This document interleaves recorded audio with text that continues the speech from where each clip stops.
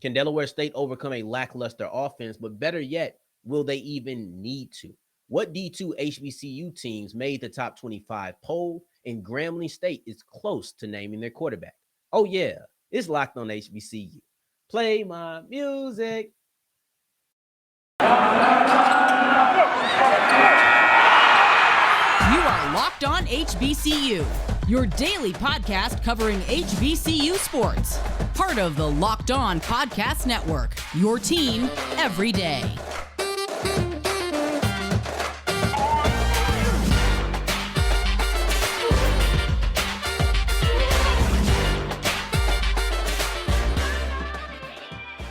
What's going on, family? Welcome back to another episode of the Locked On HBCU podcast, your number one daily one-stop shop for everything HBCU athletics, Monday through Friday, part of the Locked On Podcast Network, your team every day. And I, of course, am Darian Gray, a.k.a. the Mouth of the South, Texas Southern alum and former TSU Herald Sports editor. Thank you for going on this journey with me, making Locked On HBCU your first listen of the day every day. Remember, just because the mic cuts off does not mean that the journey is over. You can find me on Twitter at South Exclusives, and I'm really terrible on YouTube at pointing at this thing. This is my biggest flaw on the show. But follow me on Twitter at South Exclusives. Come talk to me, DM me, tweet me, whatever you want to do. Just talk to me. I love talking to you, right? Now, we're going to open up our show with a major question, and we're going to up later on in this segment with a question, and one that's way more intricate and probably much harder to answer directly, but I'll go with the simple one first. And that first simple question is, can Delaware State overcome a lackluster offense? Now, the semantics of saying a lackluster offense instead of that lackluster offense or their lackluster offense is important, and I will tell you why as we continue with the show. But to answer the question, simply yes. The answer is yes, but I won't just keep it that short. We're going to unpack why we should say yes. I think that the answer that they can overcome a lackluster offense is yes, because look at who's on that defense. Look at who is on that defense. All MEAC players from the preseason team, and they can replicate last year's performance. Mind you, coach was upset because he's looking at their defense like, what do I need to do to get respect? Look at our defense, and you have us as the fourth best team. Now, I'll tell you this, 4th out of 6 is bottom half. You don't really want to be 4th no matter how many teams are there. However, 4th out of 6 is a bottom half team. So we have to understand that, yeah, 4th isn't the worst thing in the world, but who's taking these moral victories? Not coach, not me, not the Delaware State fans. Who is going to be happy with that? Nobody, not on that side of things. So I think that's important because, yes, it's only 6 teams, but I'm trying to be top 3. I'm trying to be top half. If we're only 3 teams, then, or excuse me, if we're only 6 teams, I need to be top 3. And I'm with Coach Milstead on that. Now, let's look at who are the all MEAC players on this team. So, first team defense, Isaiah Williams, defensive lineman, Ronald Holmes, linebacker, Isaiah Guthrie, safety. You got Matt Knoll at punter, who is an offensive or defense, but I'll say this, from the offensive side of things, I don't want to see my punter. If my punter does not do kickoffs, I want my punter to have the same amount of play time as my backup quarterback. Because if my punter is consistently on the field and he doesn't do kickoffs, that means I'm punting a lot. That means my offense isn't good. That's not good for me. If I have a strong offense, my punter should never see the light of day. My punter's favorite time of the game should be pre-game workouts. That's how good my offense should strive to be, right? I want my punter to be as active as my backup quarterback. That's how I should see it, right? So he's first team. He's a great punter, but hopefully we don't see him a lot if you're on the Delaware State side of things. Now let's go to our second team defense. Defensive lineman, Marcus Winfield. Linebacker, Brooks Parker. Defensive back, Jawayne Granger. Defensive back, Charles Peeler. So you're looking at 2 defensive linemen, 2 linebackers, 3 defensive backs. On every single level of the defense, you have multiple all MEAC players. Multiple. This is good because you have multiple defensive linemen can rush the pass, you can stop the run. Linebacker on that second level, you're going to have people who can patrol behind the line and fill where they aren't at. You can have linebackers who are going to drop in coverage, help your safeties, help your cornerbacks. Speaking of that defensive backfield, they're not going to need much help. 4 defensive backs line up in the secondary. 4 of them. You have 3 all MEAC participants coming into the season. This is preseason. This is not based off of last year. This is based off of how good they expect you to be. 3 defensive backs.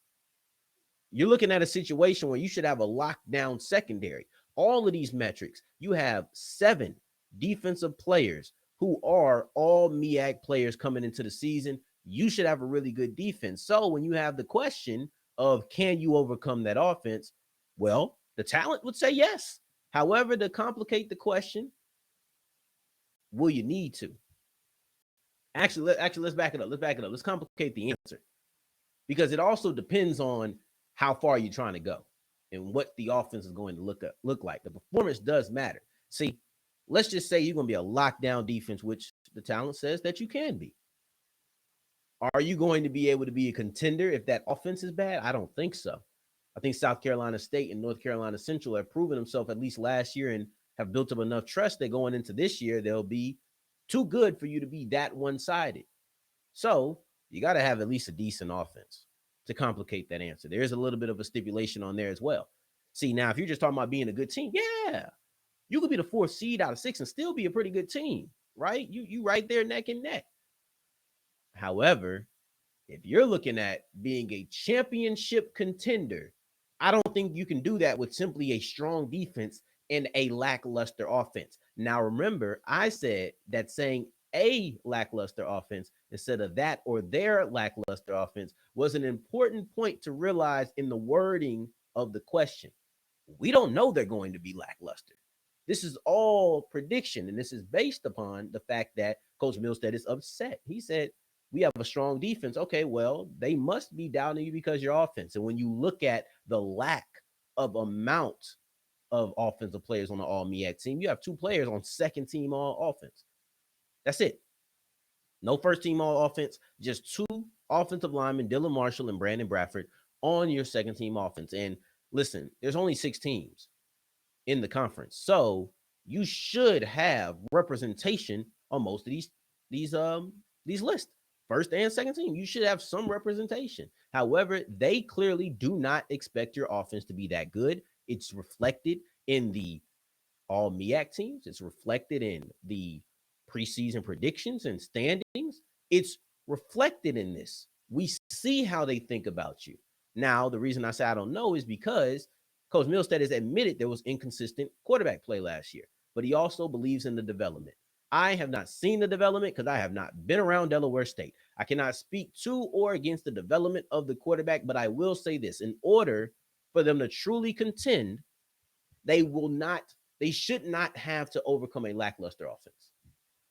If they want to be contenders, they should not have to do that. I think they have the ability to do it, to be a good team, not to be a great team, just because I think you're going to need to put both sides together to be great, not because of the defense isn't good, not because of the defense not being good enough, right?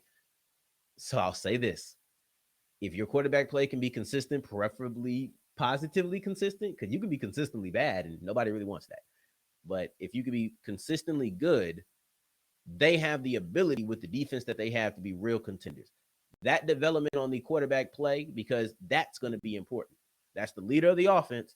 You need to get that right first. If that is the case and you can develop that way, well, then maybe you can be a championship contender. Going forward, we're going to be talking about 2 championship contenders that have made the top 25 D2 poll list. They're projected to win their conference and projected to be 2 of the best teams in Division II football. I'll talk about them going forward, but first, let me tell you about Bet Online. Bet Online is the best place for all of your wagering. Football season is here. We have 1 week down in the preseason. We got 2 weeks left, and now we're going to get into the regular season. Make sure you're putting your money down. If you're a betting person, make sure you're putting your money down on Bet Online. No matter what the game is, they're going to have the best odds for you, right? So that is your number 1 go-to place for the NFL regular season. But also you have your NBA futures. You also have your NHL. You also have your MLB. There's a big time combat sports UFC event going on this Saturday between Kamaru Usman, and then also Leon Edwards. So this fight, I'm excited for. I'm actually through the roof for this fight. But if you're going to put your money down on it, there's only one place to do it. It's Bet Online. Not only because they're the most versatile, but mostly because they are the fastest and easiest way to wager on all of your favorite sports. Bet Online, where the game starts. We keep rolling on today's episode of Locked on HBCU, and I thank you for making us your first listen of the day every day, and allow me to give you the word of the day, which is dilatory. And shout out to my guy Dilly Sanders, who, if you remember, he came on to preview the LSU women's basketball game versus Jackson State, and he just got a nice little upgrade, nice little job for 24/7 Sports. So shout out to my guy Dilly Sanders. Go tell him congratulations on Twitter. So, but the word dilatory, right? That means tending or intended to cause delay. We'll get into that later in the show because we have an example of what could be some dilatory rhetoric. However, we're going to talk about Bowie State and Albany State, who both have made the D2 top 25 poll. And for me, I just like to lock in the storylines. I've noticed that about myself. I peep the storyline and I like to watch it develop. How does it transpire? How do things change? What happens, right? I did the same thing with Savannah State last year in women's basketball, and it paid off majorly. I was very excited for the Savannah State Benedict SEAC championship game in women's basketball, and sometimes it doesn't pay off. Sometimes it just, you watch the storyline and nothing changes. You go a month later and it's just what it is. But I've noticed that about myself, that I enjoy looking and watching how these storylines change and actually checking them out. And I like talking about them on the show. So with that being said, that offseason storyline for me, especially in the month of June and beyond, has been the fact of what is the perception of Bowie State from the media, from the coaches, and we've seen differences in it. So I'd say this is one that's kind of paying off. We'll see if it'll be what it'll be when the season starts, of course. But all offseason talk is really perception. When you're giving these projections and these predictions, you're really giving your perception of these people, right? It's a lot of pros in there, but you're really giving your perception of these teams and these players and these coaches when you're talking about your preseason projections and predictions. So I'm not going to make it overly deep. I'm just saying you're indirectly saying this is how you view a team. If you think they're going to be good, if you think they're going to rank high, you're saying I think they're good, right? So the perceptions are all around in off season. That's kind of, for the most part, all we have to talk about, because there's not much that's concrete. Because if it's not a quarterback battle, if it's not something you're looking for in off-season practices, you're probably looking towards the season, and all of that is projections. So we're talking about the perception of Bowie State. So with that being said, it's funny to me how the differences between the pollers and then the coaches within the conference, it's so different. But anyway, you're losing your head coach in Damon Wilson if you're Bowie State. You're losing some key contributors, right? You had a couple of defensive backs go to Southern. You had your head coach go to Morgan State. You're losing some players. You're losing a coach. You lost a defensive coordinator as well, who went to Alabama State until he went to went to Morgan State to follow Coach Wilson. So you're losing a lot of people, but you're not losing a lot of status in this. Now, if you remember, we read off the Lindy's poll that was I think like 2 months ago, but that was a little bit outdated. That was just a little bit outdated because I believe they had players on there who had already transferred out. It's my opinion or my recollection that was the case, and that they already did it and they just had to put it out. But this came out around the time that Coach Wilson had left shortly after. So they were ranked number 7 in that poll. Here, they're ranked 8. So it's very close. It's very close. I'll say this. It is a testament, and likely because of the continuity, that people truly do believe in Bowie State. And we talked about how the CIAA coaches, there was a little bit of a discrepancy. It wasn't so much confidence that Bowie State was going to be this dominant force that they had been over the last 3 years. There was a little bit of doubt. There was a lot of first place votes that didn't go to Bowie State. They were very close. I think they had a couple of third place votes. I can't prove that, but that's what I think when I'm looking at the scores and things of that nature. So them still being number 8 on this list, I think is actually pretty good. So I can't knock that at all. You're looking at a top 10 team, and we'll see. when you go into the season at the end of the year, if you're a top 10 team, you're likely feeling like I can compete for this championship. They finished at 6 last year after being in the semifinals. So we're looking at one of the better teams in the country. Still, even without their coach, even without some of their players, they're stacked with talent. They're still bringing back a coach who's familiar with the roster, and the roster is familiar with him. It goes both ways, right? It's mutualistic. We're a fan of this. I like the expectations being lumped upon them. Now, with that being said, let's move into another champion, and that is Albany State. So, with Albany State, they were the champions last year, the SEAC. They're expected to be the champions this year again. They have that in common with Bowie State. However, they're in the same exact place for the AFCA, which is the poll that we're talking about now. They're in the same exact place as they were to end the season. There's no move backwards. That's a bonus, but there's also no move forward. So it's kind of like half full, half empty. I'll allow you to take it how you want to take it, but they're 19. When we're talking about the Lindy's poll that we talked about 2 years ago, they came in, or excuse me, they're 18 now. They came in at 19 in the Lindy's poll. So you're looking at both of these are very, very close. They're basically one apart. So the Lindy's poll is pretty accurate, or pretty, I don't want to say accurate because we really don't know, but it is pretty close in comparison to the AFCA poll. Now, you look at Albany State, you're looking at return of the defensive player of the year last year. You have the preseason offensive player of the year this year. You're likely looking at a dominant team. That sets up to be one of the teams that's a force and can just run through their conference. Obviously, time will tell what happens. Anything could happen, right? I don't want to wish ill upon anybody, so I'm not going to say that and put that in the air, but things can happen. We'll just leave it at that.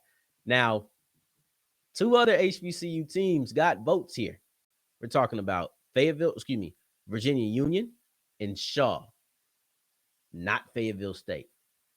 And to me, this is representative of the differences between the AFCA, which is the pollers, and the CIAA, which is the conference. We're just going to say pollers and conference so we don't get into the war of alphabets. That can just be confusing, and I start stumbling, and now you confused because I'm stumbling, and we're not doing that, okay? So let's just keep it with pollers and conferences. So the pollers have a higher view of Bowie State than the conference. The pollers say Bowie State's a top 10 team. The conference says, we're not quite sure. We think they'll win the conference, but we're not even quite sure that they're going to win the conference. We'll see who's right about that. The pollers say that Fayetteville State is at best the 4th best team within the CIAA because Union and Shaw are both in that conference along with Bowie State. So that puts Fayetteville State as the team who didn't get any votes to be in the top 25 at 4th at the worst. Now, the conference says that Fayetteville State is the 2nd best team and a very close second to Bowie State. The discrepancy and the differences between these 2 ways of thinking are very interesting. Hopefully at the end of the season, we can reflect upon this. And when I say we can reflect upon this, I'm saying hopefully in December, 3 months later, my mind is still thinking about what the preseason projects are going to be. Fingers crossed. I don't have the best memory, but fingers crossed I can do it. But yeah, I'll be interested to see who's closer to being correct. It'll probably be somewhere in the middle. We'll watch that going forward. But also, we're going to talk about Grambling's quarterback battle. It's almost solved, according to Hue Jackson.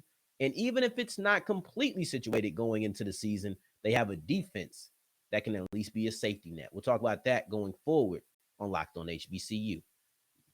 We wrap up today's episode of Locked On HBCU talking about the Grambling quarterback situation because they are in a quarterback battle, a 5-man race, but they also just had a scrimmage, right? Because we're in fall practice and they just recently had a scrimmage. So fans were allowed. There's a lot of things you can take from a scrimmage, a lot of things you can take from a practice. Anytime fans get to see practice, they get to make their own observations. They get to come to their own conclusions. They don't have to depend on what the writers are writing. They don't have to depend on what the digital media and the podcasters are saying. Now, you can at least, at the worst, come up with your own conclusions. But here's the thing about practice. You have a lot of things you can take away.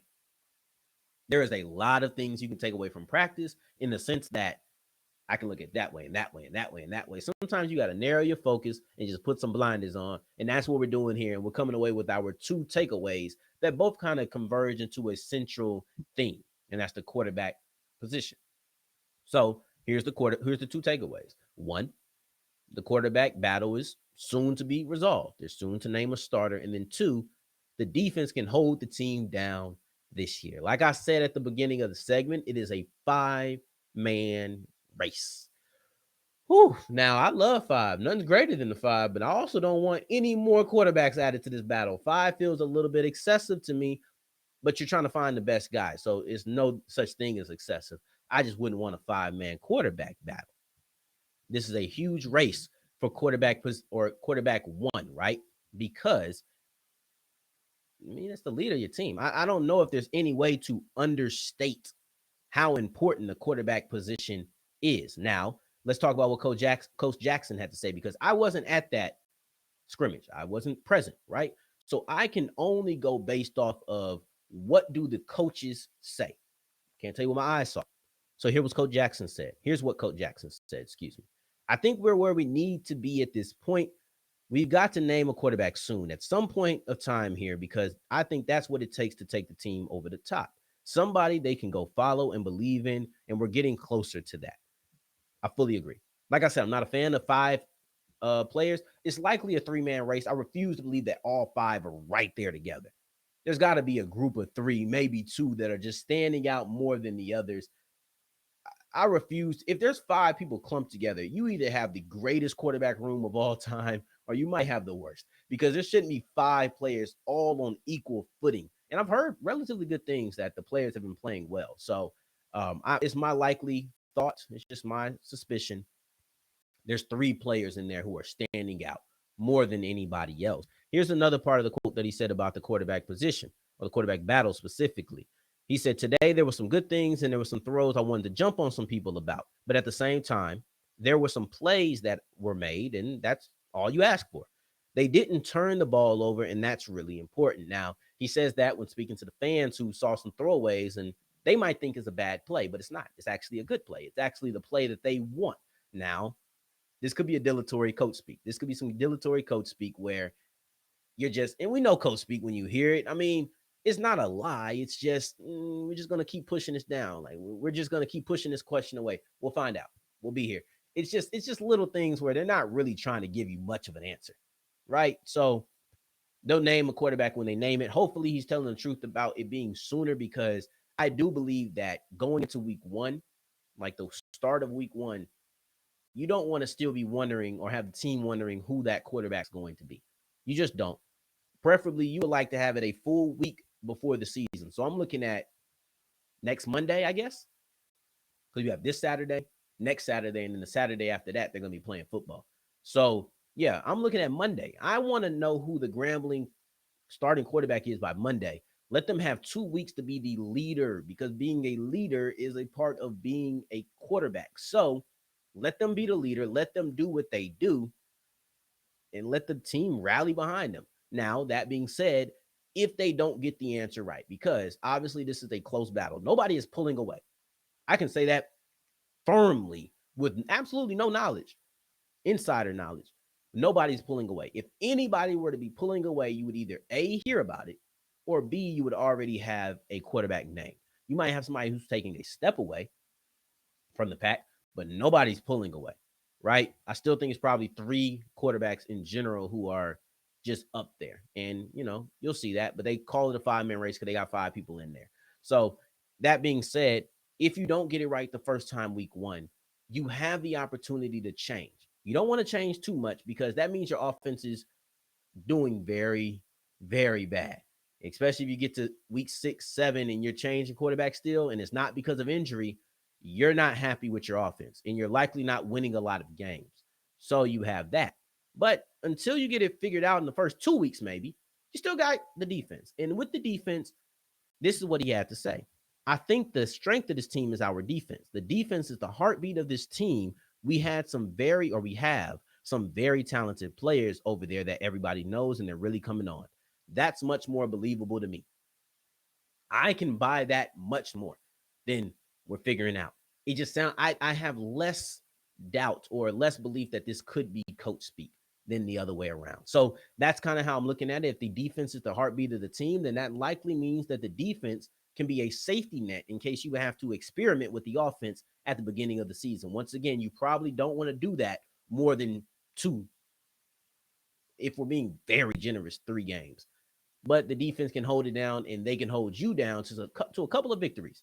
And just a couple of victories is all that you're looking for out of the defense to start the year, until the offense starts to get his legs underneath them and actually begins to produce, and they begin to move the ball, and they begin to win some games for you. You don't want to depend on your defense to win all the games, and your offense is just up in the air for the full season. That's not a good look. So here's to hoping that Grambling has their defense intact, and this isn't coach speak, and hopefully they just figure out who their quarterback is going to be. Whenever it comes out, I will be here to cover who that quarterback will be for Grambling, the Grambling State Tigers. So I appreciate you for making us your first listen of the day.